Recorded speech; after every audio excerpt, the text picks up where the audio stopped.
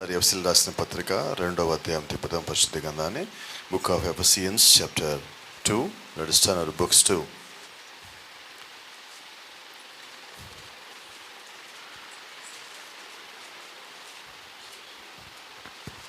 ఎఫెసీయులు 2వ అధ్యాయము మొదటి వచనం చదువుదాం. మీ అపరాధముల చేతను మీ పాపముల చేతను మీరు చచ్చిన వారై ఉండగా ఆయన మిమ్మల్ని క్రీస్తులో కూడా బ్రతికించెను. మీరు వాటిని చేయుచు వాయుమండల సంబంధమైన అధిపతిని అనగా అవిధేయులైన వారిని ఇప్పుడు ప్రేరేపించు శక్తికి అధిపతిని అనుసరించి ఈ ప్రపంచం ధర్మము చొప్పున మునుపు నడుచుకుంటుంది. ప్రార్థన చేద్దాం. జీవము గల దేవా, జీవాధిపతి నాయన, ఈ యొక్క సాయంకాలం మరొకసారి మేమందరం వినయంగా తలలో వంచుతూ నీ యొక్క వాక్యాన్ని సమీపిస్తూ ఉండగా ఇంతవరకు పాడిన పాటల మీద, చేసిన స్తుతుల మీద ఆశీనుడైన మా దేవ, మా హృదయం లోపలికి రమ్మని ప్రాధేయపడుతున్నామయ్యా. వాక్యం ద్వారా లోపలికి రండి, నీ ఆత్మ ద్వారా లోపలికి రండి. ఓ ప్రభా, మా ఆలోచనలు వేరు చేయండి, మా చిత్తాలు వేరు చేయండి. నీవే మమ్మల్ని సంపూర్ణంగా తిప్పుకోమని ప్రాధేయపడుతున్నాం ప్రభా. మేము ఎలాగుంటే నీకు ఇష్టమై ఉన్నదో, మేము ఎలాగ జీవిస్తే మేము మీ దగ్గర రాగలుగుతామో, మేము ఎటువంటివి మా జీవితంలోనే మార్చుకుంటే నీ యొక్క రాజ్యము చేరతామో, అట్టి విధముగా ఈ రాత్రి మా జీవితాలను స్వాధీనం తీసుకుని నడిపించమని జీవము కలిగిన ప్రభువైన యేసుక్రీస్తు అనే శ్రేష్టమైన నామములో ప్రార్థిస్తూ ఉన్నాం. ఆమేన్. God bless you. దయచేసి కూర్చుందాం.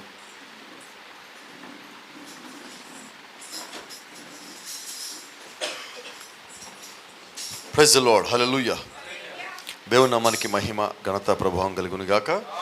మరి చేరి వచ్చిన ప్రతి ఒక్కరికి ప్రభువైన యేసుక్రీస్తు నామములో శుభములు. అందరూ బాగున్నారని నమ్ముతున్నాను నేను.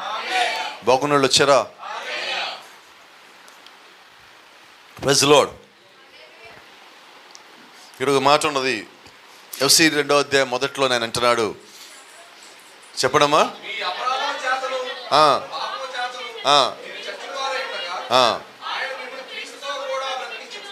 ఇప్పుడు మన సంగతి ఏం చెప్పండి. మనం చచ్చిన వాళ్ళమా బతికిన వాళ్ళమా? చచ్చి బతికిన వాళ్ళం. అదే అక్కడ రాసింది. మనం చస్తే బతుకుతాం, బతుకున్నామని కూడా చస్తాం. ఇక్కడ నేను మాట్లాడింది ఏంటంటే, మీ అపరాధముల చేతను పాపముల చేతను మీరు చచ్చిన వారై ఉండగా ఆయన మిమ్మల్ని క్రీస్తుతో కూడా బ్రతికించను. అంటే దేవుడు మనల్ని బ్రతికిస్తాడా, బ్రతికించాడా? దేవుడు చూశాడు, అందుకని పౌలుతో చెప్పాడు, పౌలు రాశాడు, మనం చదివాం. మనము ఆయనలో తిరిగి బ్రతికించబడ్డాం. ఇంకా అక్కడ ఒక మాట ఉంది, కొంచెం కిందకి వెళ్ళిన తర్వాత. ఇప్పుడు మనం ఎక్కడున్నామంటే పరలోకములో ఉన్నతమైన స్థలములో ఆయనతో పాటు కూర్చొని ఉన్నాము. అంటే ఎప్పటిదాకా పౌలు చూశాడంటే, పౌలు రాయటం లేదండి, చూసిన దాన్ని రాస్తున్నాడు. 2 కొరింథీ 12వ అధ్యాయంలో బైబిల్గా మీరు గమనిస్తే అపోస్తలుడైన పౌలు 3వ ఆకాశానికి వెళ్ళడం రాస్తున్నది. 3వ ఆకాశం అంటే 7వ పరిమాణం. 7వ పరిమాణంలోకి వెళ్ళి దేవుడు ఉండే చోటకి పౌలు వెళ్ళాడు. అక్కడ పౌలు ఎవరిని చూశారంటే, దేవుడు మాత్రమే కాదండి, దేవుడితో పాటు పరలోకంలో ఆయన ఒక పక్కన కూర్చున్న మనల్ని కూడా చూస్తున్నాడు. ఇప్పుడు పౌలు అదే రాస్తున్నాడు. అక్కడ పరలోక రాజ్యంలో దేవుడు ఎక్కడైతే కూర్చోడా ఉన్నతమైన స్థలంలో మనము కూడా కూర్చొని పెట్టబడి ఉన్నాము. నేను చూశాను, అక్కడ మనం ఉన్నామంటున్నాడు. ప్రకటన గ్రంథం 4వ అధ్యాయం చెప్తున్నది, యోహాను అక్కడికి వెళ్ళేసరికి ఆ కుర్చీల్లో అపొస్తలులు కూర్చొని ఉన్నారు, యూదా గోత్ర పెద్దలు కూర్చొని ఉన్నారు. అంటే జరగబోయేదాన్ని దేవుడు వాళ్ళకి ముందుగా చూపించాడు.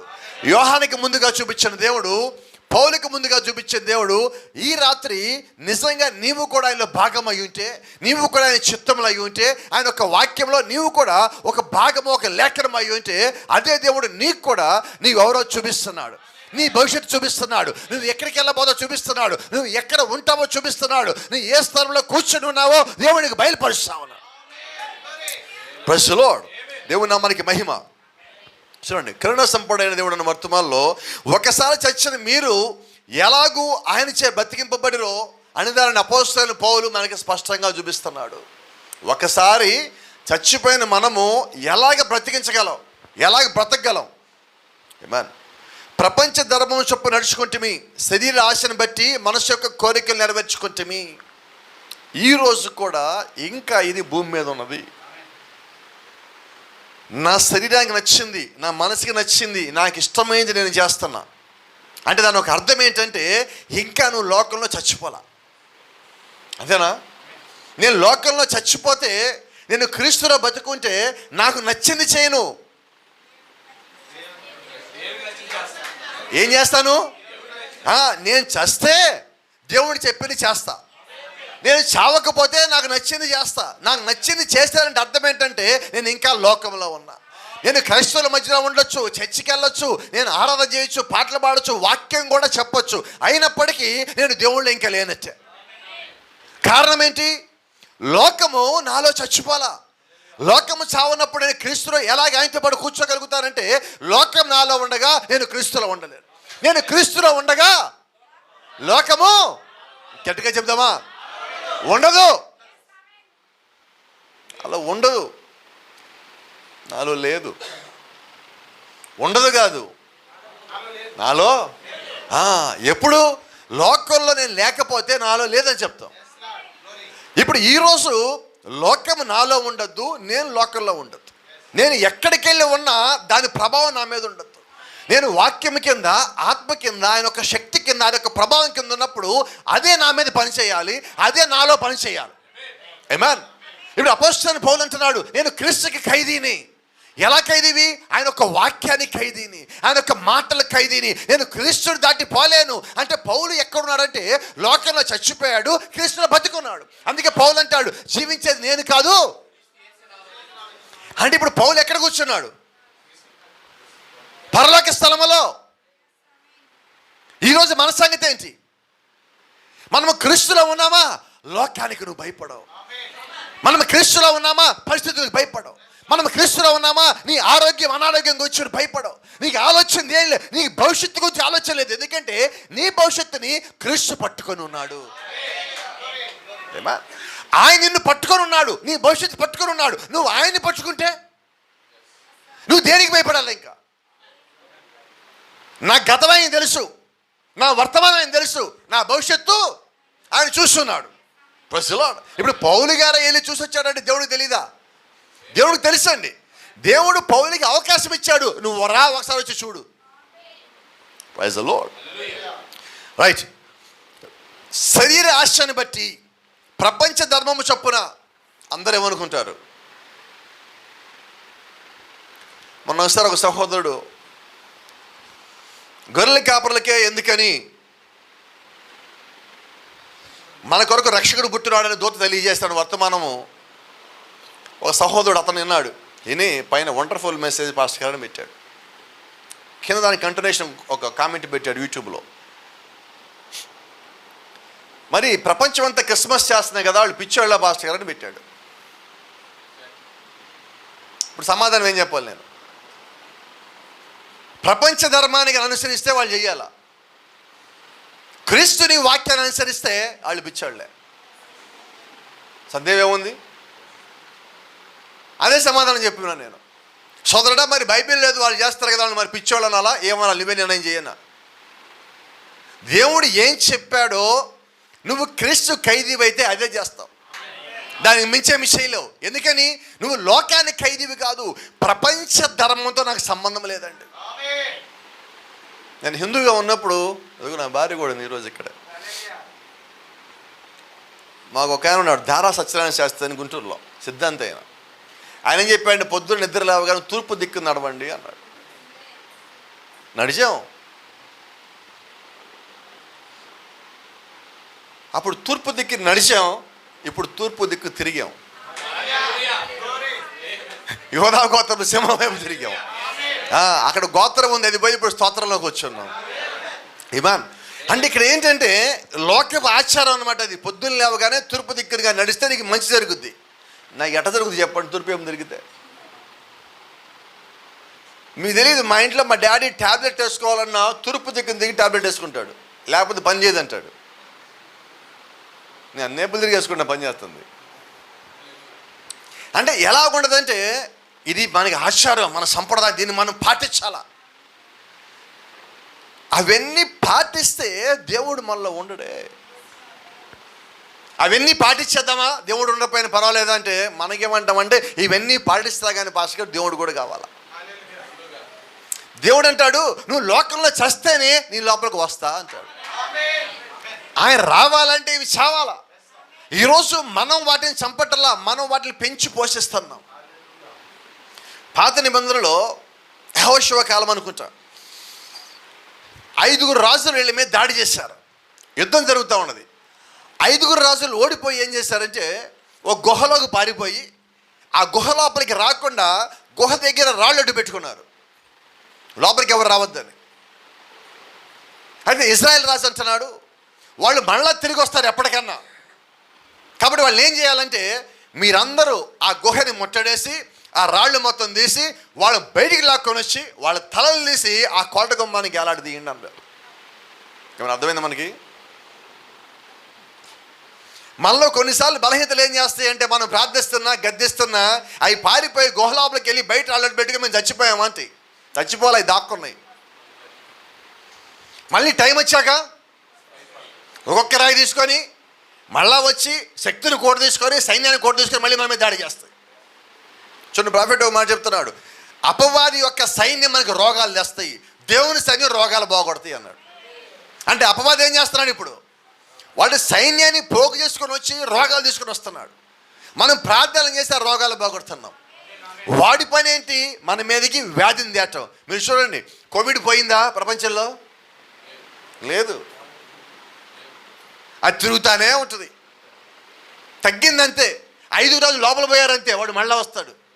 ఇప్పుడు మనం ఏం చేయాలి, మనలో బలహీనతలు చచ్చిపోవట్లా, కొద్దిగా తగ్గుతున్నాయి. అది భయంతో కానీ భక్తితో కానీ ప్రార్థనతో కానీ ఏదో రకంగా బలహీనతలు తగ్గుతున్నాయి, అంతేగాని చచ్చిపోవట్లా. ఇప్పుడు నిజంగా నువ్వుగా లోకంలో చచ్చిపోతే నీ బలహీనతల్ని ఆ గుహలోపలికి పోయి రాళ్ళు మొత్తం తొలగించి వాళ్ళని జుట్టు పట్టుకు లాక్కొచ్చి వాళ్ళు అక్కడ చంపిన తర్వాత నువ్వు లోకంలో చేస్తావు, అప్పుడు దేవుని లోపల జీవిస్తాడు. నువ్వు బలహీనతలు చంపవలసి ఉన్నావు, బలహీన మాటలను, బలహీన ఆలోచనలు, లోకపు క్రియలను, ఈ ప్రపంచ ధర్మంలో ఉన్న అన్నిటినీ నువ్వు చంపినప్పుడే క్రీస్తు నీ లోపల జీవించగలుగుతాడు. నాకు అన్నిటికన్నా ప్రాముఖ్యము క్రీస్తు మన లోపల జీవించాలి, క్రీస్తు కొరకు మనం జీవించాలి. ఏమాన్ చూడండి, ఈ మార్పుకు కారణం ఏమిటి? ఒకసారి చచ్చిన మనము జీవించబడితే తిరిగి సజీవులమైతే అదే బ్రతికించబడత. ఏంటండి అది? చచ్చిన వాళ్ళము లేచి మళ్ళీ జీవిస్తున్నాం అంటే దగ్గర బ్రతికించబట్టం. అంటే ఇప్పుడు క్రీస్తు చేసింది ఏంటి? చచ్చిన మనల్ని పైకి లేపాడు, ఆయనలో పైకి లేపాడు. ప్రైజ్ ది లార్డ్, దేవుని నామానికి మహిమ. ఒక చిన్న మాట ఉందాం, ఎలా చచ్చిపోయాము ఎలా లేచాము. మరణము నుండి జీవనకు మార్పు కలిగినది. మరణం నుండి జీవనకు మార్చబట్టు కంటే ఒక మనిషికి జరుగు గొప్ప మార్పు ఇంకొకటి లేదు. ఒక చచ్చిపోయిన మనిషి పైకి లేచాడు, మన మధ్యలో అదేనా గొప్ప కార్యం ఇంకేదైనా ఉంది అంతకన్నా మించింది? నిజం చెప్పండి. ఓ చచ్చిపోయిన మనిషి మన మధ్యలో బ్రతికి లేచి తిరుగుతూ ఉంటే అంతకన్నా గొప్ప కార్యం ఉందా దేవుడు చేసేది? ఉందా లేదా? Praise the lord. శారీరకంగా చనిపోతున్న ఒక మనిషి శారీరకంగా బాగా అది గొప్ప సంగతి. అయితే ఆత్మీయంగా చనిపోయిన వాడిని తిరిగి జీవమునకు దేవుడు బతికించుడు కంటే గొప్పది ఏది లేదు. ఏది గొప్పది? ఇప్పుడు శరీరరీత్యా చచ్చిపోయిన మనిషి మళ్ళా తిరిగి లేస్తే గొప్పది ఇది లోకానికి. క్రీస్తుకి ఏది గొప్ప సంగతి అంటే ఆత్మీయంగా చచ్చిపోయిన ఒక వ్యక్తిని మళ్ళా తిరిగి బతికించటం.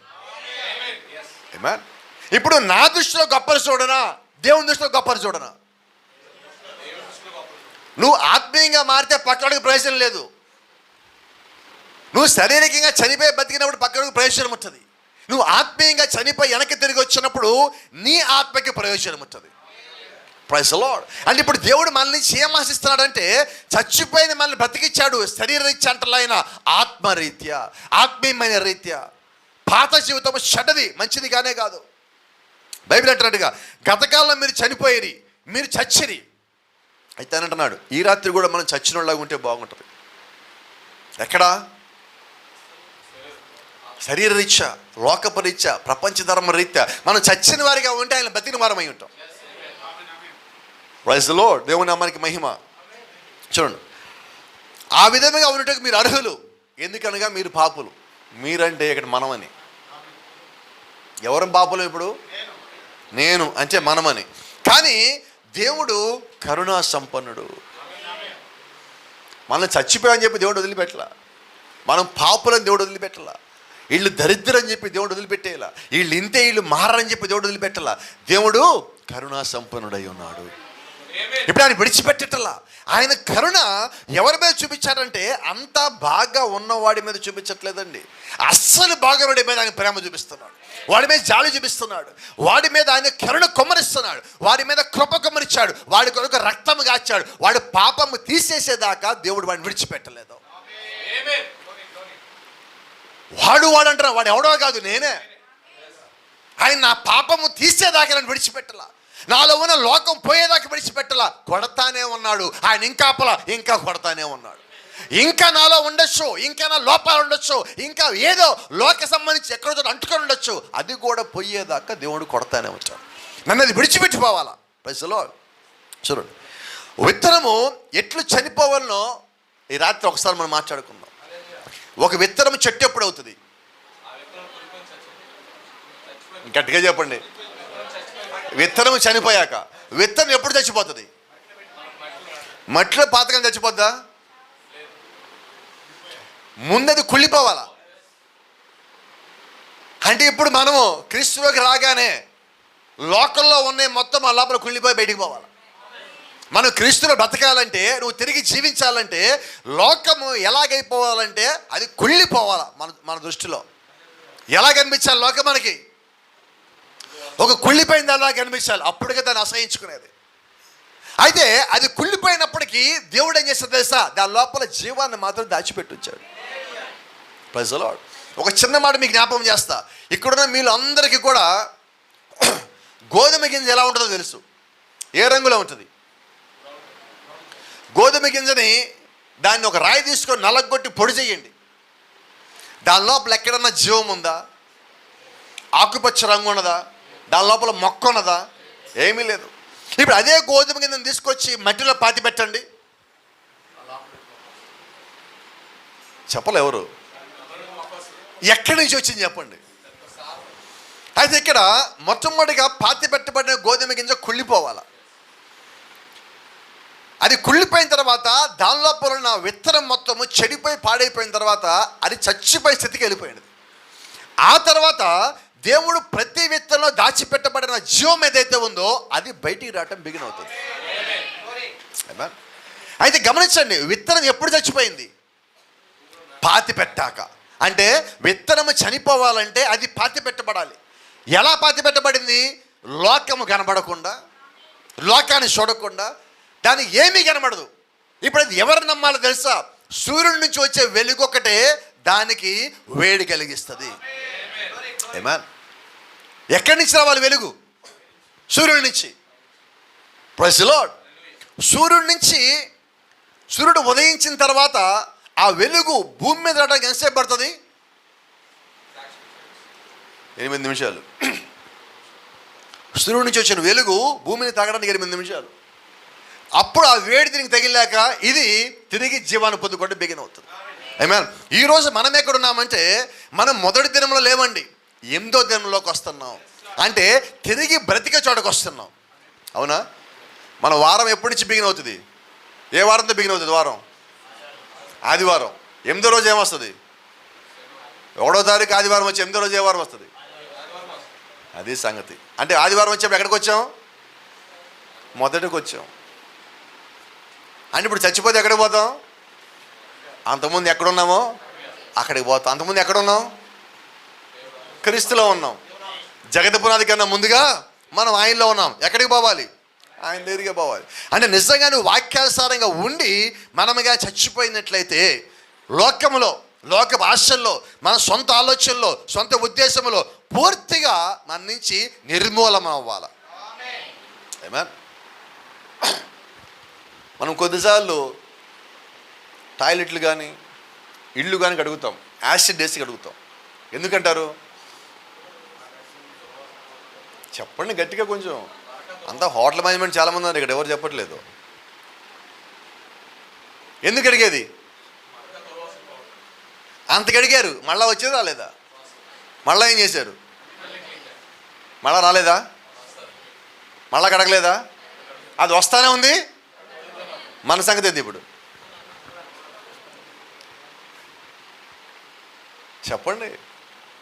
మన సంగతి ఏంటి అంటున్నా. రైట్, ఇప్పుడు మనల్ని కలగడానికి యాసిడ్ ఏంటి చెప్పరే మరి?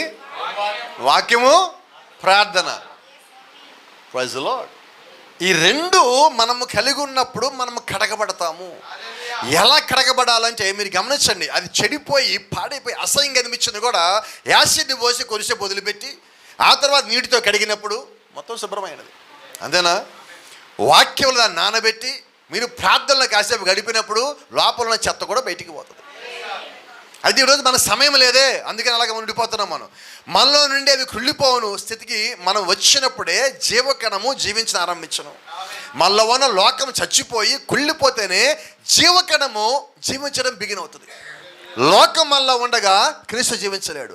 లోకం మనలో ఉండగా వాక్యం మనలో జీవించలేదు. లోకం మనలో ఉండగా ఆత్మ మనలోకి రాలేడు. లోకం మనలో ఉండగా మనము క్రైస్తవులము కాలేము. Praise the lord. ఆమేన్. వచ్చిన సంగతి మీకు జ్ఞాపకించండి. ఈ రాత్రి నీవు నిత్య జీవం పొందినచో, మన నిత్య జీవం కలిగి ఉన్నచో దాన్ని ఎల్లప్పుడూ మనం కలిగి ఉన్నాం. ఏంటి సార్ అది? ఒకవేళ మనం ఈ రాత్రి నిత్య జీవం పొందుకునే వ్యక్తి అయితే ఈ రాత్రి నిత్య జీవం రాలా, అది నీకు ఎప్పుడో వచ్చింది. అదే సంగతి. నిత్య జీవం ఎప్పుడు వచ్చింది? నేను భూమి మీదకి రావటానికన్నా ముందు నిత్య జీవం నాకు వచ్చింది. అయితే నిత్య జీవం నాకు వచ్చినప్పుడు నాకు అర్థమైంది ఎంతమంది నిత్య జీవంలో ఉన్నానని. అయితే ఈ రాత్రి జ్ఞాపకం చేసేది ఏంటంటే నువ్వు నిత్య జీవానికి వచ్చావు అని చెప్తున్నావు. వచ్చింది ఎలా తెలియాలి? కొద్ది మాటలు మాట్లాడుకుందాం. ఒకసారి అబ్రహాముని మెల్కీసెదెకు వచ్చి కలిశాడు. మెల్కీసెదెకు వచ్చి కలిశాడు. ఎప్పుడు కలిశాడంటే జయించిన తర్వాత అబ్రహాం దగ్గరికి వచ్చాడు ఆయన. ఎవరు? లోతు యొక్క కుటుంబాన్ని శత్రువులు తీసుకుపోయినప్పుడు వాళ్ళందరినీ కొట్టి తరిమి వాళ్ళని దోచుకొని అబ్రహాం వచ్చినప్పుడు అబ్రహాముకి మెల్కీసెదెకు ఎదురుబడి రొట్టె ద్రాక్షరసం ఇచ్చాడు. మన భాషలో ప్రభురాత్రి భోజనం ఇచ్చాడు. ఆ ప్రభురాత్రి భోజనం అదిగో మొదటగా అక్కడి నుంచే వచ్చింది. ఇచ్చినప్పుడు ఈయనకి దశమ భాగాలు చెల్లించాడు బైబిల్లో. అబ్రహాము మెల్కీసెదెకుకి దశమ భాగాలు కట్టాడు. అయితే మీరు గమనిస్తే దీని గురించి అపోస్తలుడు పౌలు హెబ్రీయులకు రాసిన పత్రికలో మాట్లాడుతూ 7వ అధ్యాయం అంటున్నాడు, అబ్రహాము వెన్నులో ఉండి లేవి మెల్కీసెదెకుకి దశమ భాగాలు కట్టాడు అన్నాడు. ఆమేన్.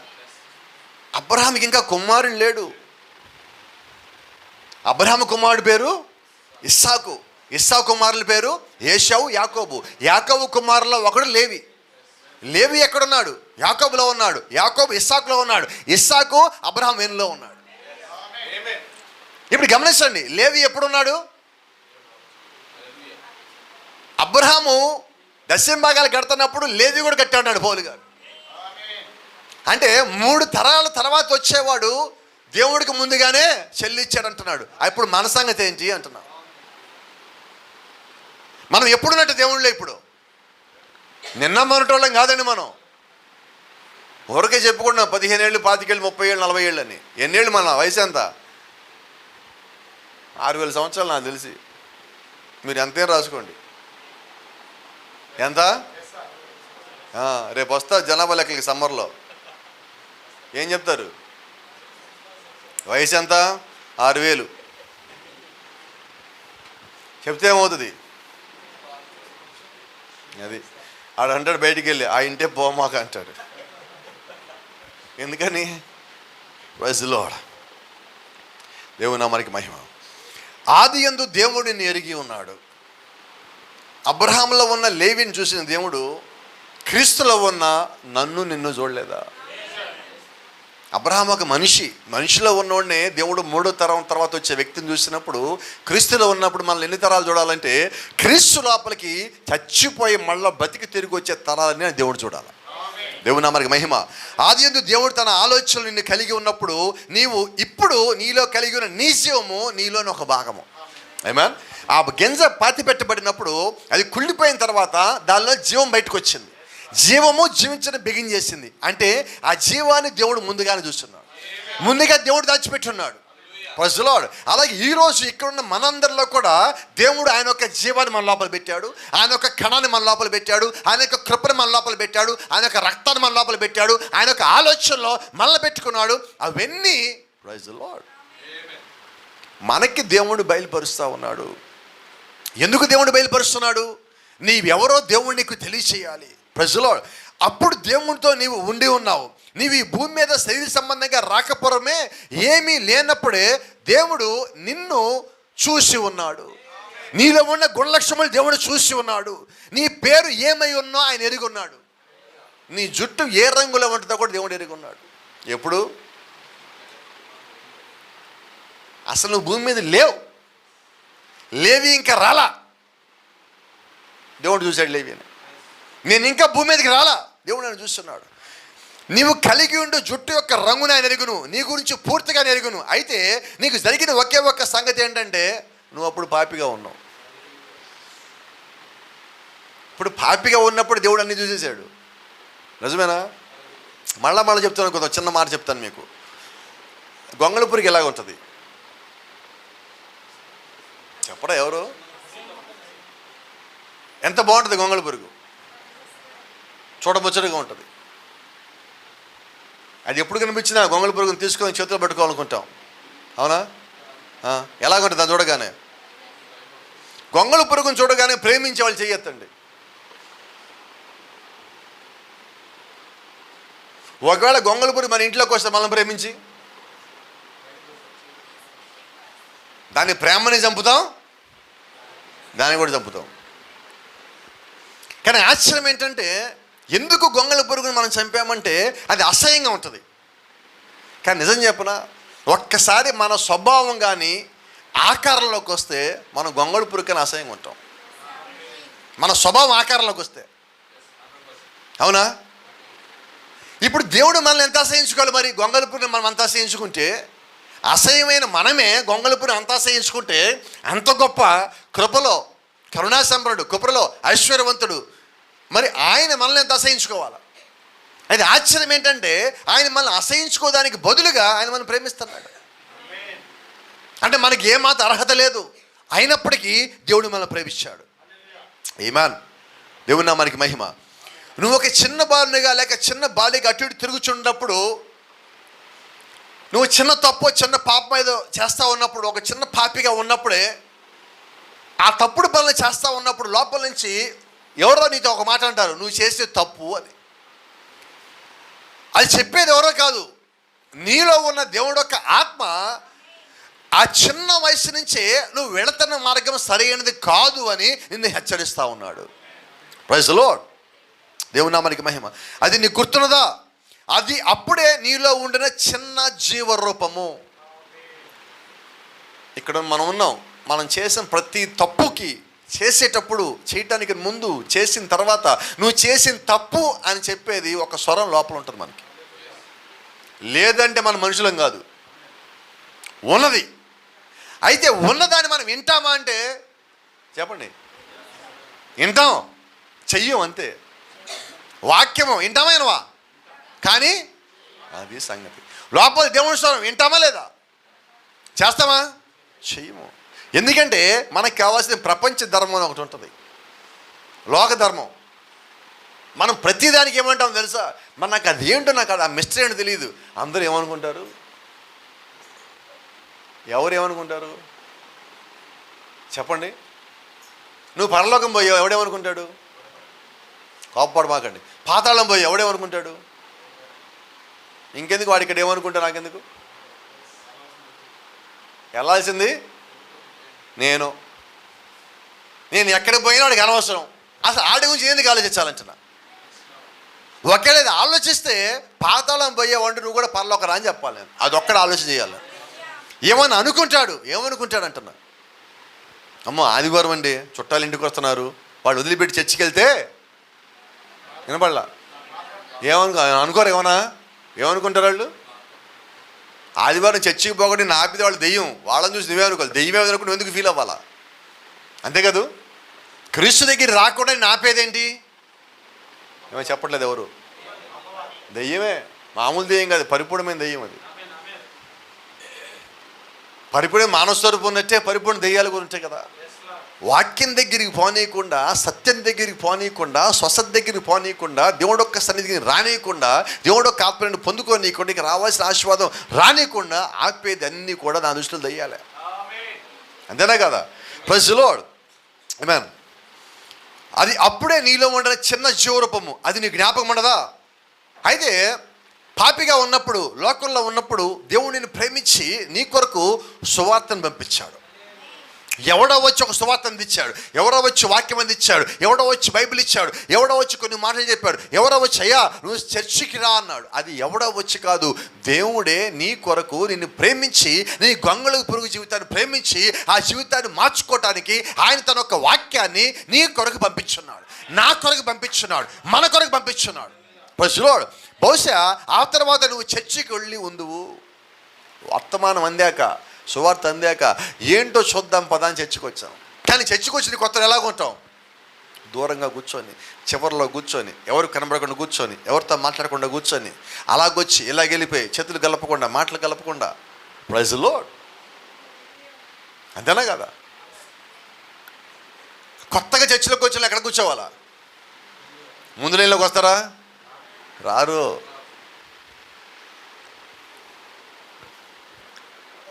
2006, 2007, 2008, 2009 సంగతి చెప్తున్నా. మా మిస్సెస్ వాళ్ళు చర్చికి వెళ్ళేవాళ్ళు. చర్చి బయట వాళ్ళు ఆపి మీరు ఎలా నేను చర్చికినేవాడిని, నేను అక్కడ కూర్చునేవాడిని అప్పట్లో. తర్వాత కొద్ది కాలం అయిన తర్వాత వీళ్ళతో పాటు చర్చి లోపలికి వచ్చేవాడిని. ఏం చేసేవాడిని కాదు, ప్రార్థన లేదు, ఏమీ లేదు. వీళ్ళు వెళ్ళారు, సరే వీళ్ళతో పాటు పోదామని వచ్చేది. ఎప్పుడెప్పుడు బయటికి వెళ్ళిపోదాము అక్కడి నుంచి. కొద్ది కాలం గడిచింది. మరి దేవుడు నన్ను కూడా ప్రేమించాడు, నాకు కూడా ఒక బైబిల్ పంపించాడు, వాక్యం నా దగ్గరికి వచ్చింది. దేవుడు ఆయన నిర్ణయించిన దినమున నేనెవరో నాకు తెలియజేశాడు. నాకు పూర్తిగా తెలియలా, నాకు అర్థమైనంత వరకు అర్థమైనది. ఇదేదో మామూలు పుస్తకం కాదని అర్థమైనది. ఎందుకంటే ఈ పుస్తకం 3 సంగతులు మాట్లాడుతుంది. నువ్వు ఎక్కడి నుంచి వచ్చావు, నువ్వు ఎక్కడున్నావు, ఎక్కడికి పోతావు. ఈ 3 సంగతులు నాకు బైబిల్ మాట్లాడింది. నాకు అంతకుముందు గుళ్ళో ఉన్నప్పుడు, పూజారిగా ఉన్నప్పుడు 3 ప్రశ్నలు ఉండేవి. మా నాన్న అడిగేవాడిని ఎప్పుడు, నాన్న మనం చచ్చిపోతే ఎక్కడికి పోతాం. మరి ఆయనకి ఎక్స్పీరియన్స్ లేదు, ఉంటే చెప్పుండేవాడేమో. ఏం చెప్తాం, ఎవరైనా వెళ్తేగా చెప్పేది. ఏళ్ళోడి మళ్ళీ ఎవడానికి వచ్చేది లేదు. ఎట్లా చెప్పాలి నాకు ఇప్పుడు? మా నాన్న ఒక మాట ఊరిగా అన్ని పిచ్చి ప్లేసుల్లో వెక్కి అనేవాడు. ఇప్పుడు నా పరిస్థితి ఏంటి? నాకు సమాధానం రాకపోక తిట్లు వచ్చాయి. నేను అడిగింది తప్ప అంటే కాదు, ఆయన ఏం చెప్పాలి, నాకు సమాధానం తెలియదురా అని చెప్పాలి. చెప్పలేదు నాకు ఆ మాట. అయితే ఎప్పుడన్నా కానీ మన తల్లిదండ్రులకి మనం పిల్లలుగా ఉండి ప్రశ్నలు అడిగినప్పుడు సమాధానం చెప్పకపోతే ఆ ప్రశ్నలు బయటికి పోవు, అవి అలాగే ఉండిపోతాయి. నాకు మేలే జరిగింది ఆ ప్రశ్న ఉండిపోవటం. ఎందుకంటే ఆ ప్రశ్నకి సమాధానం ఎదుగుతానే ఉన్నా జరిగిన చోటల్లా. అలా ఎతక ఎదుగో ఈ పుస్తకంలాగా అది కనిపించింది. చచ్చాక ఎక్కడికి పోతాం? 2 మాటలు ఉన్నాయి. ఒకడు లోకరీతిగా కానీ జీవిస్తే వాడు చనిపోగానే వెంటనే వాడి ఆత్మ పాతాళం దిగిపోవును. ఒకవేళ మనం ప్రపంచ ధర్మాన్ని వెంబడించామా? కనపడలేదు. ఎక్కడికి వెళ్తాం? అప్పుడు ఎవరు ఫీల్ అవుతారు? కాబట్టి జ్ఞాపకం పెట్టుకోండి, ఎవడో ఫీల్ అవుతాడని మన క్రైస్తవులం కాల. క్రీస్తు ఫీల్ అవుతాడా లేదా అది నాకు కావాలి. దానికి కూడా ఫీల్ అవటం ఒక మాట చెప్తా. ఎఫ్ఎస్సీ రాసిన పత్రిక 4:30 ఒక మాట ఉన్నది. అక్కడ రాసిన మాట ఏంటంటే, మీరు ఆత్మచేత ముద్రించబడి ఉన్నారు కాబట్టి, విమోచన దినం వరకు ఆత్మచేత ముద్రించబడి ఉన్నారు కాబట్టి ఆత్మను దుఃఖపరచవద్దు. దుఃఖపరచమంటే ఫీల్ అయ్యేలా చేయటం, అంతేగా. ఇప్పుడు నేను ఎవరిని ఫీల్ అయ్యేలా చేయొద్దు? మనుషుల్నా, బంధువులనా, స్నేహితులనా, ఇరుగు పొరుగు వాళ్ళ ఎవరిని దుఃఖపరచకూడదు నేను? దేవుణ్ణి. ఇంకా మాట్లాడితే పరిశుద్ధాత్మని. ఏమా? ఎందుకంటే గమనించండి, పాత నిబంధనలో ఉన్న దేవుడు ఎలాగున్నాడో ఇప్పుడు పరిశుద్ధాత్మ ఎలాగున్నాడు. మధ్యలో క్రీస్తు వచ్చి ఏం చేశారంటే క్షమాపణ తెచ్చాడు, ప్రేమను తెచ్చాడు. ఇప్పుడు పరిశుద్ధాత్మ ఏం తేవాలంటే ఆయన మనకి అన్ని గద్దించే చెప్తున్నాడు. క్రీస్తు వచ్చి ప్రేమించెళ్ళాడు. అంతకుముందు ఎలాగున్నాడు దేవుడు తండ్రిగా ఉన్నప్పుడు, అదే ఆత్మ ఇప్పుడు మన మధ్యలో ఉన్నాడు. ఇప్పుడు ఈ ఆత్మ ఏంటి? యేసుక్రీస్తు వెళ్తా వెళ్తా మనకు ఒక వార్నింగ్ ఇచ్చిపోయాడు. నేను మీరు రాళ్లతో కొట్టారు, నన్ను దూషించారు, హింస పెట్టారు, అన్నీ చేశారు, అయితే మిమ్మల్ని క్షమిస్తా. నేను వెళ్ళిపోయిన తర్వాత పరిశుద్ధాత్ముడు రంగం మీదకి వస్తాడు. ఆయనకు వ్యతిరేకంగా మీరు ఒక్క మాట మాట్లాడినా చెప్పండి. అట్లా చెప్పలేదు, అక్కడ ఏం రాశాడు చెప్పండి. ఈ లోకమందేనను రాబోయే లోకమందేనను మీకు పాప క్షమాపణ లేదు. అంటే ఇప్పుడు మనం ఎవరికి వ్యతిరేకంగా మాట్లాడకూడదు. ఇప్పుడు ఎవరైనా ఫీల్ అవుతారనుకుంటే ఎవరి గురించి మనం ఫీల్ అవ్వాలి? పరిశుద్ధాత్మ గురించి మాత్రమే. ఇక ఎవడు ఫీల్ అయినా మనం ఫీల్ అవ్వద్దు. Praise the lord. మొన్న ఒక ఆయన ఫోన్ చేశాడు నాకు, మా మేనమామ చనిపోయాడు, రేపు ఆదివారం అన్నయ్య చనిపోయాడు, సంవత్సరం అవుతుంది, సంవత్సరికం వచ్చేయి అన్నాడు. ఎప్పుడు అన్నా? ఆదివారం అన్నాడు. రాను అని చెప్పి. అదేంట్రా అచంటమేంటి, ఒక ఆదివారం మానేస్తే ఏమవుద్ది అన్నాడు. ఫీల్ అయ్యాడా లేదా? ఇప్పుడు నేనేమవ్వాలా? ఆయన ఫీల్ అయ్యాడని చచ్చి మానేనా దేవుడిని ఫీల్ అవుతాడు. దేవుడిని ఫీల్ చేయనా మామని ఫీల్ చేయనా? ఈ బంధుత్వాలు లేవు అసలు. ఫస్ట్ ఆఫ్ ఆల్ ఇక్కడ నాకు బంధువు ఉంటే ముందు ఆయన రక్తం కాచుడు అక్కడ ఉన్నాడు. ఆయన నేను పట్టుకోవాలి, కానీ లోకల్లో ఉన్న పట్టుకొని ఎక్కడికి పోను. నా జీవితాన్ని 30 ఏళ్ళు కనబడాలి నాకు. ఇప్పుడు వచ్చాడు అకస్మాత్తుగా, కానీ ఇన్నేళ్ళ నుంచి నాతో పాటు నడిపించాను. ఎలాగ విడిచిపెట్టాను ఈరోజు నేను? సమస్య లేదు. నువ్వు ఫీల్ అవ్వు, ఏమన్నావు, నేను మాత్రం వచ్చే ప్రసక్తి లేదు. అంతేనంటావా? అంతే. ఆలోచించుకో, అవసరమే లేదు. ఒక నిర్ణయం నేను కలిగి ఉన్నా, ఎవడొచ్చినా నా నిర్ణయం మార్చుకోను. క్రీస్తుని వెంబడించాడు తప్ప ఇంకొకటి లేదు, రాదు. ఒకటే, ఉంటే ఉండు, లేకపోతే పో. నువ్వు ఫీల్ అయితే, నేను ఫీల్ అయితే, ఆయన ఫీల్ అయితే ఏమవుతుంది? పరలోకం పోద్ది. నాకు అది ఇష్టం లేదు. ఏమన్ చూడండి, చర్చిలోకి వచ్చాక ఎవరితో కలవకుండా, ఇక్కడ మనం కూడా కొద్ది కాలం ఉన్నాక నా పరిస్థితి చెప్తున్నాను. ఇప్పుడు మీకు చర్చిలోకి వెళ్ళాను, అందరూ వస్తున్నారు, పాటలు పాడుతున్నారు, ఆమేన్, అందరూ ఆవుల నుంచి నిద్రలేస్తున్నారు. నాకు అర్థం కాల, ఏంటి వీళ్ళు ఎందుకు అకస్మాత్తుగా ఇంత పెద్ద కేక పెట్టారని. అదే ఫస్ట్ రోజు మరి ఏం చేయను, అక్కడ చేసేయని ఎలాగుంటాయి, కొత్తగానే ఉంటాయి. ఇక్కడ కూడా మీరు ఊరికి ఎవరికి కేకలు పడతారు, ఏమైనా అన్నారు. కొత్తగా వచ్చాడు, ఏం వచ్చింది వీళ్ళకి ఎట్లా జరుగుతున్నారు అనుకుంటారు. అప్పుడు నేను అనుకోలేదా? అలాగే అనుకుంటారు ఇప్పుడు కూడా. కారణం ఏంటంటే క్రీస్తులోకి వచ్చిన కొత్తలో క్రైస్తవులు అన్నీ కొత్తగానే ఉంటాయి. అయితే క్రీస్తు నీవెవరో నీకు బయలుపరిచినప్పుడు అన్నీ అలవాటు అవుతాయి. కొన్నిసార్లు మనం వాక్యం చెప్తూ ఉంటాం, వాక్యం వింటూ ఉంటే మన పక్కన ఒకడు ఏడుస్తూ ఉంటాడు. మనకు అర్థం కాదు ఎందుకు ఏడుస్తున్నాడు. ఎప్పుడు అర్థమవుతుంది చెప్పనా? మనం ఏడిచిన రోజు మనకు అర్థమవుతుంది. ఎందుకు ఏడ్చావు?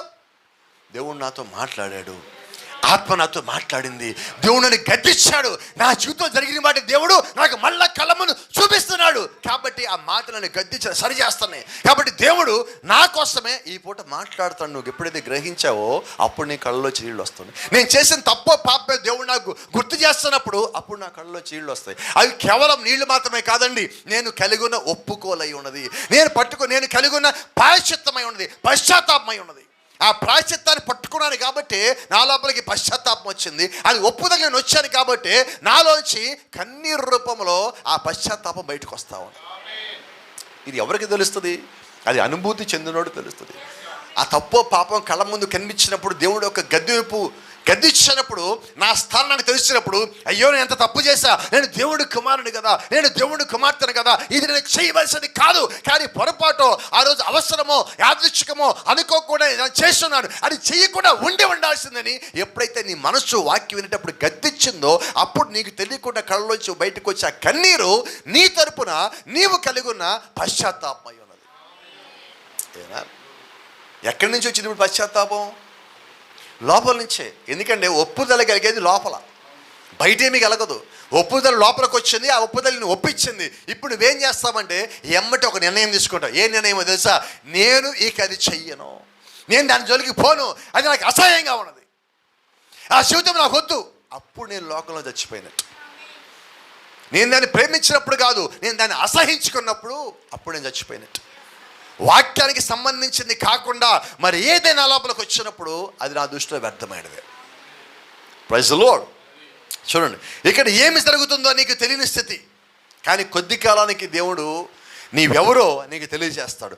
దేవుడు నిర్ణయించే దినమున నీవెవరో నీకు తెలిపినప్పుడు ప్రైజ్ ది లార్డ్, అప్పుడు నువ్వంటావు, నేను దేవునిలో భాగమా, నేను జీవించిన జీవితం ఏంటి, నేను కలిగి ఉన్న సాక్ష్యం ఏంటి, నేను మాట్లాడిన మాటలేంటి, నేను చేసిన పనులేంటి.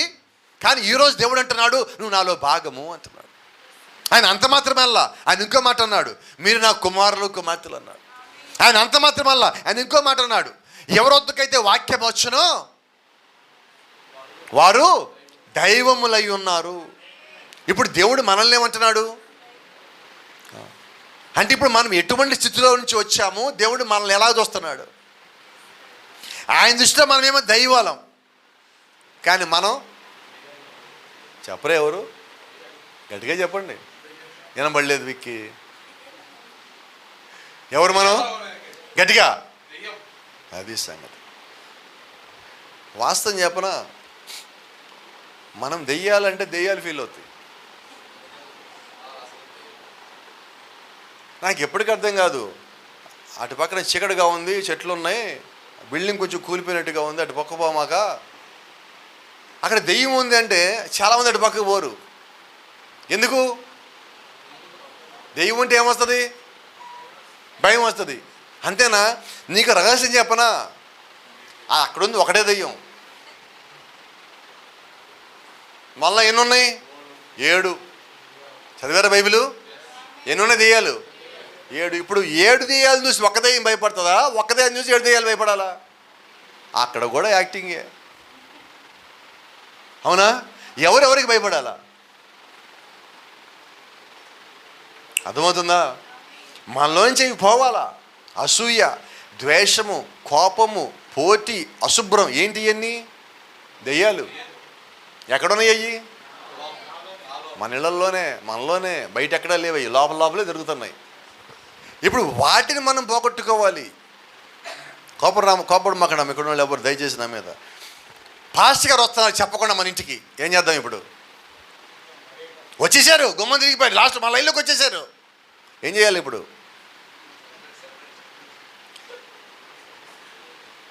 క్రైస్తవుల ఇళ్ళల్లో డైనింగ్ టేబుల్ ఉన్న డైనింగ్ టేబుల్ మీద తినరు. ఎక్కడ? మంచం మీద 2 కాళ్ళు పైన పెట్టుకొని ఇంటి మధ్యలో కూర్చొని తింటారు. తిన్నాక ప్లేట్లన్నీ తీస్తారా? కాసేపు పడుకొని తీయాల. అవునా కదా? ఎక్కడుంటే ప్లేట్లు? మంచం మీద, మంచం కింద, ఎక్కడ ఉండాలి అక్కడ ఉంటాయి. ఒక్కోసారి కోపడు మాకండమ్మా, ఇట్లా చెప్పాను ఈ పూట నా మీద. ఒక్కోసారి కుర్చీలో ఎవరు ఇంటికి వెళ్ళి కూర్చుందామని చూస్తే కుర్చీలో సాంబార్ ఉంటుంది. పాష గారు కూర్చోండి అంటారు, వాళ్ళేమో పాపం వాళ్ళు సాంబార్ చూడరు, వాళ్ళకేం తెలుసు? ఆ సాంబార్ ఏమో కూర్చొని ఇక్కడ ఎక్కడికి వెళ్తే ఇంకో చోట సాంబార్ కనిపిస్తుంది. నేను పోలేను, ఇక్కడేమో కూర్చోలేను, నా బాధ ఇంకో రకంగా ఉంటుంది. ఎందుకని ఈ మాట అంటున్నానంటే, పాస్టర్ గారు వస్తున్నారు కానీ ఏం చేస్తారు తెలుసా? మంచం కిందకి మొత్తం నెట్టేస్తారు. ఏం చేశారు ఇప్పుడు? శుభ్రం చేసామా? లేదు కదా. ఇప్పుడు శుభ్రం లేని ఇల్లు ఎవరు ఉంటారు? వినపడలేదండి. దెయ్యం వెళ్ళిపోయిన తర్వాత ఇల్లు మొత్తం శుభ్రంగా ఉన్నదని బైబిల్లో ఉన్నది. అలా మొత్తం అంతా సర్ది పెట్టబడి ఉంది అన్నది. అవునా? ఎప్పుడు? వెళ్ళిపోయిన తర్వాత. కాబట్టి మన ఇల్లు ఎలాగ ఉండాలి? ఇప్పుడు మనము లైన్లో అందరి గురించి మాట్లాడతాం, పేట మాట్లాడతాం, మన ఇల్లు మాత్రం ఎలాగ ఉంటుంది? నేనంటే అంత శ్రద్ధ పెట్టేది ఏదో మన ఇంటి మీద పెట్టుకోవడం పోతే ముందు. అంతేకాదు, నేను ఎప్పుడు ఇంకో చర్చిది ఎవరిని ఏమన్నారు, ఇంకో చర్చిని ఇంకో భాషకి అనకపోవడానికి కారణం ఇదే. ముందు మన చర్చి మనం చూసుకుందాం, మన ఇల్లు సక్రమంగా కూడా ఇంకోటి ఆలస్యం పర్లేదు కదా అంటే. ఇప్పుడు నేనంటే ఇప్పుడు మన ఇల్లు, ఇది నా ఇల్లు, ఇది ఇప్పుడు ఈ ఇల్లు శుభ్రంగా ఉండాలి కదా ఇంకోటి అనాలంటే అంటున్నా. దీని లోపల కడగబడాలి. క్రీస్తు వస్తే కడగబడి ఆయన లోపలికి రావటానికి ముందు అనుకూలంగా ఉన్నదా? ఉండాలా వద్దా? ఇప్పుడు ఈ ఇంటిని ఆ ఇంటిని ఎలా ఉంచుతున్నామో ఈ ఇంటిని అలాగ ఉంచుతున్నాం. దాన్ని బట్టే ఇదేంటో తెలిసిపోతుంది. అవునా? ఇప్పుడు దాన్ని మనం శుభ్రంగా ఉంచాలి, దీన్ని మనం శుభ్రంగా ఉంచాలి. దానికన్నా ఇంకా ఎక్కువ ఇంకా శుభ్రంగా ఉంచాలి ఇక్కడ. ఎందుకంటే నీ హృదయము ప్రార్థన చేస్తే ఒక అలవాటుగా నీ కలిగి ఉన్నట్లయితే నీ హృదయం లోపల చెత్త ఉండదు. Praise the lord. అంటే ఈరోజు మనం ఏం కలిగి ఉండాలి? ప్రతి కుటుంబంలో ప్రార్థన కలిగి ఉండాలి. ఇక్కడ ప్రతి కుటుంబంలో ప్రార్థన కలిగి ఉండాలి అన్నది తెలియంది ఎవరికి? తెలియదు ఎవరికన్నా? తెలియకపోతే దయచేసి చెయ్యొద్దండి. అందరికీ తెలుసు, నిజమేనా? కానీ నిజంగా ప్రార్థన చేసేవాళ్ళు ఎంతమంది? డైలీ. ఇది కదా సమస్య వచ్చేది. మనకి తెలుసు కానీ చేయటంలా. ఇప్పుడు చెప్పండి, ఫీల్ అయ్యేది ఎవరు? కొంతమంది అంటారు వాళ్ళు పెళ్ళికి పిలిచారు, పెళ్ళికి వెళ్ళాలి, మంచి బట్టలు లేవు కాబట్టి. వినపడలేదండి? వెళ్తామా పెళ్ళికి? మానేస్తాం. ఎందుకని? మనం ఫీల్ అయ్యాం. నేను ఇలాగే వెళ్తే అందరూ నన్ను ఏమంటారు? మరి ఒక్కసారి పరలోకం సంగతి ఆలోచించరు. అది అలాగే ఇది ఆలోచించు, మంచిదే, సంతోషం. పరలోకం సంగతి ఆలోచించు. మరి పరలోకం వెళ్ళాలంటే పరిశుద్ధాత్మైన వస్త్రాలు కావాలా? అది సంపాదించుకోకుండా పైకి ఎలా పోగలవు? ఈరోజు ఆత్మను మనం సంపాదించుకుందామండి. లోకాన్ని మనం ఏం సంపాదించలేము. లోకంలో మనం ఎంత సంపాదించేది బయటికి పోవాల్సిందే. ఒక మాట అడుగుతాను, ఇక్కడ నేను సంపాదించా, నాతో పాటు పైకి ఎంత వస్తుంది? నిజం చెప్పండి, నిజం చెప్పండి. ఈ పూట మాత్రం చెప్పండి. ఇప్పుడు ఈ బిల్డింగ్ మొత్తం కట్టుకున్నాం. ఇక్కడ ఈ బిల్డింగ్ నుంచి పైకి ఒక ఇటుకన్నా వస్తుందా? ఒక రాయన్న వస్తుందా? వైజాగ్ నుంచి ఒక మట్టి కన్నా వస్తుందా? ఆదిలాబాద్ కొండలో ఒక మొక్క వస్తుందా? ఏమి రాదు. ఇప్పుడు పైకి వెళ్ళేదేంటి? ఇక్కడ ఏది పోటల్లా. నాలో ఉన్న దేవుడు నాకు ఇచ్చిన ఆత్మ తప్ప ఇంకేది పోదు. ఇక్కడ ఉండటానికి మనం ఎంత ప్రయాస, ఎంత భారం కలిగి ఈరోజు మన జీవితాన్ని, అంటే ప్రతి కుటుంబము 2 పూట్ల లేదా 3 పూట్ల భోజనం చేయడానికి ఎంత కష్టపడితే ఈరోజు మనం జీవిస్తున్నాం. ఇక్కడ ఎంత ప్రయాస, ఎన్నిసార్లు ఏడ్చి కన్నీరు గారిస్తే ఈరోజు మనం ఈ స్థితిలో ఉన్నాం. ఎటువంటి స్థితి దాటి ఈ స్థితికి వచ్చాం మనకి మాత్రమే తెలుసు. అది అనుభవించడానికే తెలుసు, ఎవరికి తెలియదు. మరి అదే నిజం. నేను కాదంట్లా, తగ్గించట్లా. అయితే ఇక్కడ సంగతితోనే ఆగిపోదామా? అక్కడ సంగతి ఏం చేద్దాం? ఒకసారి ఒక పాస్టర్ గారు ఒక సహోదరు ఇంటికి పిలిస్తే ప్రార్థన చేయడానికి ఆయన ఇంటికి వెళ్ళాడు. ఊరు మొత్తంలోకి ఆయనే అత్యంత గొప్పదనవంతుడు. ఆయన ఇంట్లోకి అడుగుపెట్టగానే ఆ ఇంట్లో ఒక ఫోటో కనిపిస్తుంది, డ్రాయింగ్, పెయింటింగ్ వేసింది. ఆ పెయింటింగ్ వేసిన దాంట్లో ఒక ఎద్దుల బండి ఉన్నది. ఆ ఎద్దుల బండి ఒక ఆయన తోలుతా ఉన్నాడు. వెనకాల ఒక స్త్రీ కూర్చుంది. ఆ స్త్రీ ఒళ్ళో ఒక చిన్న పిల్లోడు ఉన్నాడు. ఒక చిన్న బట్టల మూట ఉంది అక్కడ, చిన్న బట్టల మూట. ఈ పాస్టర్ గారు ఆ ఫోటోనే చూస్తూ ఉన్నాడు అలా తదేకంగా, ఏం మాట్లాడకుండా. ఆ ఇంట్లోంచి యజమాని వచ్చాడు. ఏం పాస్టర్ గారు దాన్ని చూస్తున్నారు అన్నాడు. చాలా బాగుంది, చాలా న్యాచురల్గా ఉంది అన్నాడు. అది నిజంగా న్యాచురల్ అండి. అదేదో కాదు, మేము ఈ ఊరికి వచ్చినప్పుడు అలాగే ఉన్నాం. ఆ ముందు నడిపేది మా నాన్న, వెనక ఉన్నది మా అమ్మ, ఆ ఒళ్ళో ఉంది నేను. ఈ ఊర్లోకి వచ్చాము, నాకు ఆ చిన్న బట్టల మూట, ఎద్దుల బండి తప్ప ఇంకేమీ లేవన్నాడు. Praise the lord. ఆయన ఇంట్లోంచి బయటకు అడుగు పెట్టించాడు. చూసి అదిగో ఆ చివరి పక్కన కొండ కనిపిస్తుంది కదా, అక్కడ దాకా మొత్తం నాదే అన్నాడు. ఇదిగో ఇటు పక్కన చూడు పొగ్గొట్టాలు కనిపిస్తున్నాయి కదా, అవన్నీ మా కంపెనీలు అన్నాడు. ఇటు పక్కన చూడు పెద్ద బిల్డింగ్లు కనిపిస్తున్నాయి కదా, మేము సంపాదించి డబ్బు మొత్తం దాచుకోవడానికి మేమే బ్యాంకులు కట్టామన్నాడు. ఈ వెనక పక్కన చూడు ఆ చివర కనుచూపు అవతల కనిపిస్తుంది చూసావా తాడి చెట్లు, అక్కడ దాకా ఈ పొలం మాదే అన్నాడు. మనమైతే ఏమంటాం? వా గాడ్ బ్లెస్ యు, దేవుడు నిన్ను దీవించాడు. అయితే అని అంటున్నాడు, చాలా సంతోషం సోదరా, నేనేమి తక్కువ చేయట్లేదు, దేవుడు నిన్ను దీవించాడు. నిజమే. అయితే ఇక్కడ ఎంత సంపాదించావు కదా, పైన ఎంత సంపాదించావు? ఇది మంచిది, ఈ దేవుడికి ఇచ్చే దీవెన ఆశీర్వాదం, తక్కువే చేయను. అయితే అక్కడ సంపాదించడం మీద కూడా నువ్వు శ్రద్ధ పెట్టాలి కదా. ఇది ముఖ్యమే, అది మరీ ముఖ్యం కదా. ఈరోజు మనం పనులకు వెళ్ళిపోతున్నాం, ఉద్యోగాలకు వెళ్ళిపోతున్నాం, ఆదివారం కూడా వెళ్ళిపోతున్నాం. నిజమేనా కదా? ఎందుకని? కుటుంబం, పోషణ, ఇవన్నీ కావాలని కాదంటల్లా. అయితే క్రీస్తు నీ జీవితం నీకు ఇచ్చాడు కదా, చచ్చిన వారి వల్ల నిన్ను బతికించాడు కదా, ఆయన కొరకు నువ్వు ఆదివారం ఏమలేవా అంట. ఏమని రావు ఎక్కడ? గట్టిగా రేపటి ఎక్కడ రానిరా? రావాలా వద్దా? ఎక్కడి నుంచి రావాలి? నా లోపల నుంచి రావాలి. ఎందుకంటే చచ్చిన నన్ను ఆయన బ్రతికిచ్చాడు. ఆయన కొరకు నేను ఏం చేయాలా? నా సర్వస్వం ఆయనకి ఇచ్చిన ఇంకా కొదవే ఉంటుంది. ఒక ఆయన చెప్తున్నాడు, ఒక కవి రాస్తున్నాడు, యోహాను చెప్పిన దాన్ని తీసుకొని యోహాను సువార్తలో చెప్పిందని తీసుకొని రాస్తున్నాడు. క్రీస్తు ప్రేమ గురించి కానీ రాస్తే, మళ్ళీ ఆయన ఎలా ప్రేమించాలో కానీ రాస్తే, ఈ భూమిని పేపర్గా చేసి, చెట్లని పెన్నులుగా చేసి, సముద్రంలో నీళ్ళు ఇంకుగా చేసి రాస్తే సముద్రం నీళ్ళు అయిపోతాయి, భూమి చెట్లు అయిపోతాయి, భూమి అంతా నిండిపోతుంది, అయినా ఆయన ప్రేమ మిగిలే ఉంటుంది అన్న. అంటే ఆయన ప్రేమ ఎంత? గట్టిగా చెప్పండి, ఎవరు చెప్పరా? షరతులు లేని ప్రేమేనా? మరి అంత షరతులు లేని ప్రేమ దేవుడు నాకు ఇచ్చినప్పుడు దాంట్లో కొద్దిగా నా లోపలికి వస్తే నేను ఆయన ఎంత ప్రేమించాలి తిరిగి? ఆయన ఏమడగల, ఒక్కరోజు నాకు ఇచ్చేయండి అన్నాడు. నిర్గమకాండలో చెప్పినట్టుగా మీకు ఇచ్చిన విశ్రాంతి దినమున మీరు సమాజంగా తప్పక కూడుకోవాలా, దానికి ఆప్షన్ లేదు. ఇంకా అలా కూడుకోకపోతే తప్పు అయి ఉన్నది. ఎవరి దృష్టిలో? మన దృష్టిలో కాదండి, దేవుని దృష్టిలో. ఇప్పుడు దేవుని దృష్టిలో తప్పు అయితే ఇప్పుడు దేవుడు మనల్ని బతికించినట్ట? ఆయన బతికించినా కూడా మనం చచ్చిపోయినట్టు. ఎలాగా? ఇందాక మనం మాట్లాడుకున్నాం, ఒక వ్యక్తి శారీరకంగా చనిపోయి బతికిస్తే గొప్ప సంగతి అయితే, ఆత్మీయంగా చనిపోయిన వ్యక్తి బతికించి అంతకన్నా గొప్ప సంగతి. మరి ఆత్మీయంగా బతికిన వ్యక్తి ఎక్కడికి రావాలి? వాక్యం దగ్గరికి రావాలి, ప్రార్థనలోకి రావాలి, పరిచర్యలోకి రావాలి. ఇదే కదా కావాల్సింది. ఇప్పుడు మనం దాన్ని నిర్లక్ష్యం చేస్తే, సంఘం నిర్లక్ష్యం చేస్తే, ప్రార్థన నిర్లక్ష్యం చేస్తే, పరిచయ నిర్లక్ష్యం చేస్తే మనం ఇప్పుడు బతికినట్ట చచ్చినట్ట. ప్రజలో కానీ ఒక రోజున దేవుల్లో నీవు భాగమై ఉన్నందున వాక్యములో భాగమై ఉండబలుస్తున్నావు. నీవెవరో నీకు తెలియజేస్తున్నావు. నీవు ఆ వాక్యం విన్నప్పుడు ఎక్కడి నుండి వచ్చుతావో నీవు తెలుసుకుంటువి. నేను ఎక్కడి నుంచి వచ్చానో నాకు తెలిసింది. అంతకుముందు నా స్వభావం ఏంటంటే,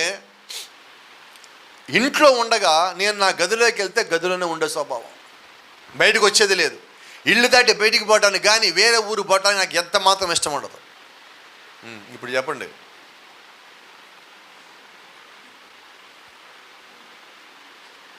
చెప్పరా? ఎవరు ఏం చెప్పరా?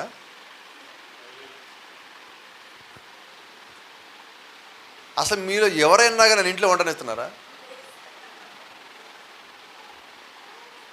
చెప్పండి. అమ్మా వండనీయట్లేదు కదా, మంచిదమ్మా. ఎందుకని?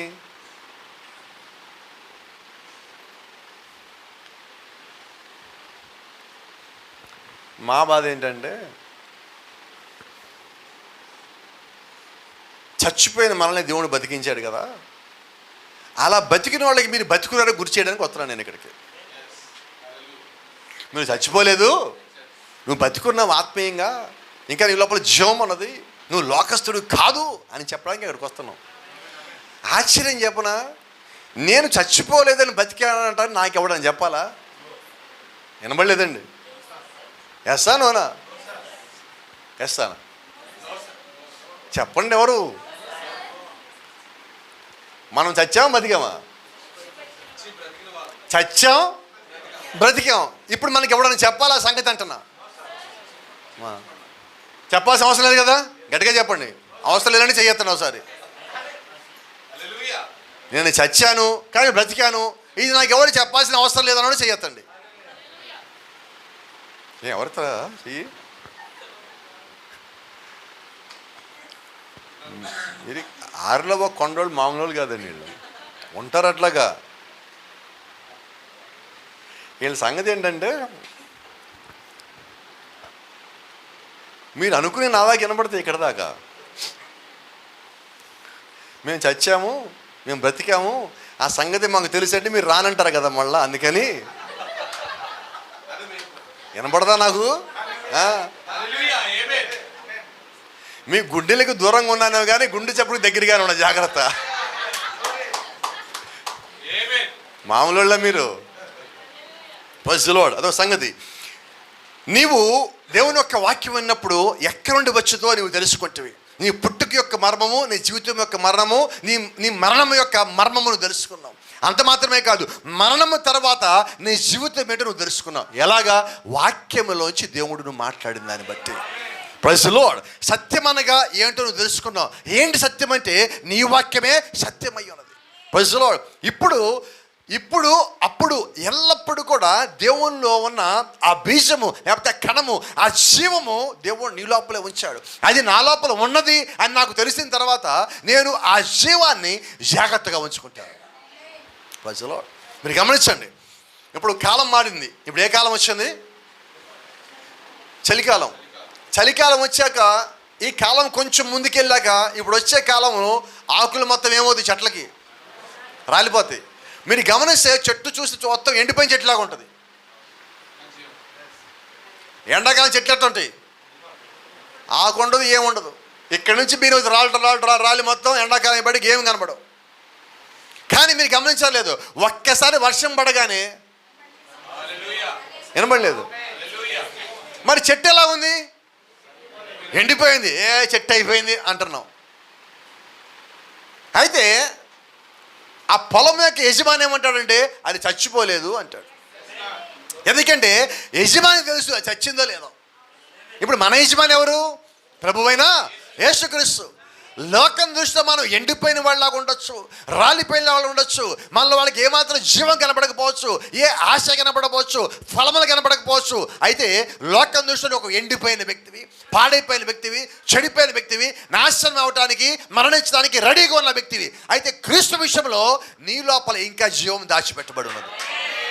నీ జీవం ఎండిపోలా, నీ పైన ఎండిపోయింది, అందరూ చూసేది ఎండిపోయినది, పాడైపోయినది. అయితే లోపల జీవము ఆ చెట్టు ఎక్కడ దాచో తెలుసా? కొమ్మల్లో లేదు, మానులో లేదు. దాని జీవం మొత్తం అడుక్కెళ్ళిపోయి వేరల్లో ఉన్నది. ఏమా బైబిల్ అంటా ఉంది, మన వేరు చిగురు ఆయనే. ఎక్కడున్న జీవం? వేరులో ఉన్నది. Praise the lord. అంటే ఇప్పుడు మన జీవం ఎక్కడుంది? మన వేరు క్రీస్తు అయి ఉండగా మన జీవం క్రీస్తులో ఉన్నది. ఆమేన్. అంటే ఇప్పుడు మన శక్తి, మన బలం ఎక్కడంటే క్రీస్తులో. చెట్టు వేరులో బలం ఉంటేనే ఆ చెట్టులో బలం ఉంటుంది, ఆకుల్లో కొమ్మల్లో బలం ఉంటుంది. ఇప్పుడు అంత బలిష్ఠుడైన బలవంతుడైన దేవుడిని మనం కలిగి ఉన్నాం. మరి ఆయన కలిగి ఉన్న బలం మనం ఎంత కలిగి ఉండాలంటే మొత్తం కలిగి ఉండాలి, సంపూర్ణంగా మన బలవంతులమై ఉండాలి. అయితే మన లోకంలో మనలో ఉన్న వాటిని, లోకంలో ఉన్నవి మనలో ఉన్నది తీసి బయటపడేసినప్పుడు నీవు నీ బలాన్ని సంపూర్ణంగా పొందుకుంటావు. అది నీ బలము కాదు, క్రీస్తు యొక్క బలము. ఈరోజు మనం సంపూర్ణమయ్యామా, చచ్చిన వారం బతికామన్నామా, మన లోపల క్రీస్తు యొక్క బలం కనిపించాలి, దేవుడి యొక్క శక్తి కనిపించాలి, ఆయన యొక్క ప్రభావం అలా కనిపించాలి. ఆమేన్. నీలో ఎప్పటి నుండో అది దాచిపెట్టబడి ఉన్నది. క్రీస్తు యొక్క జీవము ఎప్పటి నుంచి దాచిపెట్టబడి ఉంది. రైట్. మనం బాప్తిజం పొందుతాం అంటాం. అంటే ఏంటి? చాలామంది తెలియని సంగతి. దేవుడు మమ్మల్ని కాపాడాడండి, బాప్తిజం పొందుతాం. దేవుడు మా స్వస్థ ఇచ్చారండి, బాప్తిజం పొందుతాం. అసలు బాప్తిజం అంటే నీ పాపము తీసేయటము, నువ్వు మారు మనసు కలిగి ఉండటము, దాని తర్వాత నీ జీవాన్ని నువ్వు ఆయన లోపల దాచుకోవటం. Praise the lord. ఏంటంటే బాప్తిజం పొందటం అంటే క్రీస్తు లోపల నా జీవాన్ని దాచుకోవటం. ఇప్పుడు నేను చచ్చిపోయే స్థితికి వచ్చినప్పుడు మళ్ళీ బతుకుతాను దాని ద్వారా. ఆమేన్. దేవుడు మన లోకంలో చచ్చిపోయినా ఎలా బతికించాడు చెప్పనా? మన జీవం ఆయన లోపల దాచుకున్నాం కాబట్టి. Praise the lord. దేవుని నామానికి మహిమ. నీలో ఉన్న ఆ వాక్యము, నీలో ఉన్న వాక్యమును ఇక్కడ రాసిన వాక్యము చూసాను. నీలో ఉన్న ఆత్మను దేవుడు యొక్క ఆత్మ చూసాను. నాలో జీవం ఉంటే ఆ జీవం దేవుడిది అయితే అది దేవుడు యొక్క వాక్యమనగా నా లోపల జీవం గంతులయ్యాలి. నా లోపల ఆత్మ ఉన్నప్పుడు దేవుడు యొక్క పరిశుద్ధాత్మ వాక్యం చెప్తా ఉన్నప్పుడు నాలో ఉన్న ఆత్మ గంతులయ్యాలి. Praise the lord. కారణం ఏంటి? అది జీవించి ఉన్నది, ఇంకా చచ్చిపోలా. చూడండి, వాక్యం దగ్గరికి మనం వచ్చినప్పుడు, దేవుని యొక్క వాక్యం మనం వింటున్నప్పుడు, ఆ వింటున్నంతసేపు మనం ఎలాగుంటామంటే ఈ భూమి మీద కన్నా కొంచెం పైన ఉంటాం. పూర్తిగా వెళ్ళిపోం, కొద్దిగా అయితే పైకి వెళ్తాం. అసలు నేనేంటి, నా స్థానం ఏంటి, ఇక్కడున్నాను నేను, నేను అందరిలాగా ఉన్నా, నేను అలాంటి కానిక ఎంతసేపు? ఆ 45 నిమిషాలు, ఆ గంట 5 నిమిషాలు. ఎక్కడుంటాం మనం? ఒక 6 అంగుళాల నుంచి ఒక అడుగు పైన ఉంటాం. సమస్య రాగానే 6 అడుగులు లోపల పోతాం. నేనంటాను, ఇలాగ వచ్చిపోయేది కదండి విశ్వాసం అనేది. నువ్వు ప్రార్థిస్తా ఉన్నప్పుడు నీలో ఉన్న విశ్వాసము నీ సమస్యని ఎదుర్కొనే బలం కలిగి ఉంటుంది. నువ్వు క్రీస్తుని కలిగి ఉన్నప్పుడు నీ సమస్య దాటుకునే బలం నువ్వు కలిగి ఉంటావు. నువ్వు క్రీస్తు సంబంధమని నీకు తెలిసినప్పుడు నిన్ను అపవాది ఎంత భయపెట్టగలడు? భయపెట్టలేడు. ఎందుకంటే వాడు కూడా ఒక లిమిట్ దాకా వచ్చి ఆగిపోతాడు. ఎందుకంటే నీ బలం నీకు తెలిసాక వాడు పారిపోతాడు. Praise the lord. నీవు ఇక్కడ వాడివి కాదని నీవు ఎరిగి ఉన్నావు, నీవు ఈ లోకమందు మరణించి ఉన్నావు. నాకు ఆ సంగతి అర్థమైంది. ఇప్పుడు నేను ఎవరికి భయపడతాను? ఇంకా అపవాది వచ్చి భయపెట్టాడు, నేను పాతాళం తీసుకుపోతా, నేను సమాధానం పెడతా అన్నాడు. ఏం చేద్దాం? ఇక్కడ కాదు నేను, నీకు అవ్వదు, నాతో కుదరదు, ఇంకోసారి ఎక్కడైనా ట్రై చేసుకో చెప్పేస్తే పోలా. అయితే ఆ ధైర్యం కలిగి ఉన్నావా? వినబడలేదండి. రాదు. అదే నేను అంటున్నా, మనం విన్న వాక్యం ఎక్కడికి పోవాలి? ప్రార్థనలు అది పనిచేయాలి కదా. చూడండి, పౌలు వైపు చూడండి. పౌలు ఒక గొప్ప వేదాంతి. అయితే అతడు యేసుని అనగా వాక్యమును ముఖాముఖి ఎదుర్కొన్నప్పుడు ఆ వాక్యము అతడిని బ్రతికించను. ఏం చేసింది వాక్యము? మరి పౌలు బతికే ఉన్నాడుగా, మళ్ళీ బతికించడం ఏంటి? ఆత్మీయంగా చచ్చిపోయిన పౌలుని దేవుడు ఆత్మీయంగా లేపి కూర్చోబెట్టాడు. అందుకని దేవుడు ఏం చేశాడు తెలుసా? భౌతికమైన పౌలుకి తీసి పక్కన పెట్టాడు. అప్పుడు ఆత్మీయంగా పౌలు బతికాడు. లేదంటే భౌతికంగా చూస్తున్న పౌలు చచ్చిపోయి ఉండేవాడు. ఆత్మీయంగా చచ్చిపోయాడని బతికించాడు దేవుడు. ఇప్పుడు పౌలు అంటాడు, బతికేది నేను కాదు, జీవించింది నేను కాదు. పౌలుకి అర్థమైపోయింది, నేను చచ్చిపోయాను, నేను బతకట్లా. ఈరోజు మనకు కూడా ఆ క్లారిటీకి వచ్చేస్తే అంత బాగుండు. అవునా? రేపు జనాభా లెక్కలు ఇంటికి వచ్చారు, మీ ఇంట్లో ఎంతమంది ఉంటున్నారు? మేము అందరూ చచ్చిపోయి ఉన్నాం. అదేంటది? మేము ఎప్పుడో క్రీస్తు చచ్చిపోయాం చెప్పగలమా? ఎందుకంటే మీరు చెప్పిన వాడికి ఏం అర్థం కాదు. కాబట్టి నువ్వు నిజంగా వాక్యములో జీవించినప్పుడు, లోకంలో చనిపోయినప్పుడు లోకానికి అది అర్థం కాదు. ఎందుకంటే లోకపు ఆశలు నిన్ను అంటుకోలేవు, లోకపు ఆడంబరాలు నిన్ను అంటుకోలేవు, లోకపు సంగతిలో నువ్వు పడలేవు. ఎందుకంటే క్రీస్తు నిన్ను పైకి ఎత్తిపడతా ఉన్నాడు, ఆత్మలు ఎత్తిపడుతున్నాడు, వాక్యాలు ఎత్తిపడుతున్నాడు. ప్రార్థనలో నువ్వు కనిపెట్టినప్పుడు, దేవుడిని కనిపెట్టినప్పుడు ఆయన ఎత్తిపడతా ఉన్నాడు. Praise the lord. ప్రతి సమయంలో దేవుడు నీకు తోడుగా ఉంటున్నాడు. ఆమేన్. చూడండి, వెంటనే అతడు జీవంలోకి వచ్చెను, ఎందుకనగా ఆ విధముగా ఉండుటకు అతడు అభిషేకించబడెను. పౌలు మాత్రమేనా? నేను కూడా అభిషేకించబడ్డా, మీరు కూడా అభిషేకించబడ్డారు. అంటే దేవుల్లో ఉన్న ప్రతి ఒక్కడు కూడా వాక్యములో అభిషేకించబడి ఉన్నారు. అభిషేకించబడిన వారు మొత్తము ఎప్పుడు మనం అభిషేకించబడ్డామంటే జగత్తు పునాది కన్నా ముందుగా. అప్పుడు అభిషేకించబడిన వారివే ఈరోజు ఇక్కడ ఉన్నాం. పౌలు మన వల్లే వాక్యంలో భాగమై ఉన్నాడు. అందుకని పౌలు అంటాడు ఎఫెసీయుల పత్రిక 6వ అధ్యాయంలో, జగత్తు పునాది కన్నా ముందుగానే దేవుడు ప్రేమ చేత మనలందరూ ఆయనలో ఏర్పరచుకున్నాను. దాన్ని చూశాడు కాబట్టే పౌలు మాట రాశాడు. ఇప్పుడు మనమంతా పరలోకంలో ఉన్నతమైన స్థలంలో ఆయనతో పాటు కూర్చున్నాం, చూశాడు కాబట్టి రాశాడు. ఇప్పుడు మనమంతా అంటున్నాడు ఆయన, నేను ఒక్కడినంటల్లా. అంటే పౌలు తనతో పాటు ఇంకా కొద్ది మందిని చూసి ఆయన మాట చెప్తున్నాడు.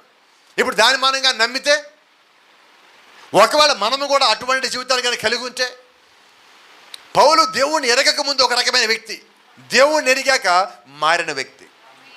మరి ఈ రాత్రి మన సంగతి ఏంటి? మనకి దేవుడు తెలుసు, లోకము తెలుసు. కోపం రాదుగా. మనము లోకస్తులతో అవసరమైతే ఎలాగ మాట్లాడతాం? నిలబడి ఎక్కడ లోకస్తులాగే మాట్లాడతాం. చర్చిలోకి వచ్చాక విశ్వాసులతో మాట్లాడేట్టు మాట్లాడతాం. అంటే ఇప్పుడు మనల్ని ఎవరున్నారు? ఇద్దరు ఉన్నారు. ఇప్పుడు అపరిచితులు మనమే కదా, ఇద్దరున్నారు. ఎక్కడికి పోతే వాడు బయటకు వస్తున్నాడు. ఇప్పుడు మన క్రీస్తు అని మనలో ఉంటే, మనము లోకంలోకి పోయినా క్రీస్తే ఉండాలి లోపల. అది ఎటు పక్కన ఏమి జరగని, నీవు మాత్రం క్రీస్తుని చూపించు. లోకం ఎంత పని చేసినా, ఎంత ప్రభావం చూపించినా, మనం మాత్రము యేసు క్రీస్తుని చూపించవలసి ఉన్నాం. అలాగున్నప్పుడే లోకంలో మనము మరణించున్నాము, క్రీస్తులో మనం జీవించున్నాం. God bless you. దేవుడు మిమ్మల్ని దీవించును గాక.